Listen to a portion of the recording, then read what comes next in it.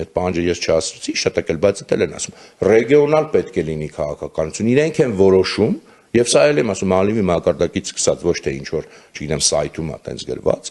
Այսինքն արտաքին քաղաքականությունից ըստ էության Հայաստանի հրաժարում, Հայաստանը չպետք է ինքը որոշի ում հետ հարաբերվի։ Որոշված է, որ ռեգիոնալ, այսպես ասած, հարաբերություն, որտեղ գերիշխողը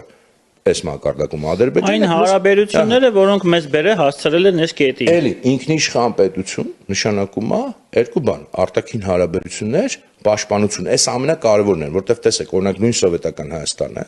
ըստ իր սահմանադրության, ինքնիշխան պետություն էր, որը երկու բաներ զիջում սովետական միությանը, թղթի վրա, իհարկե իրականում շատ ավելի, բայց թղթի վրա արտաքին քաղաքականություն եւ պաշտպանություն, ասում դա կենտրոնինն է։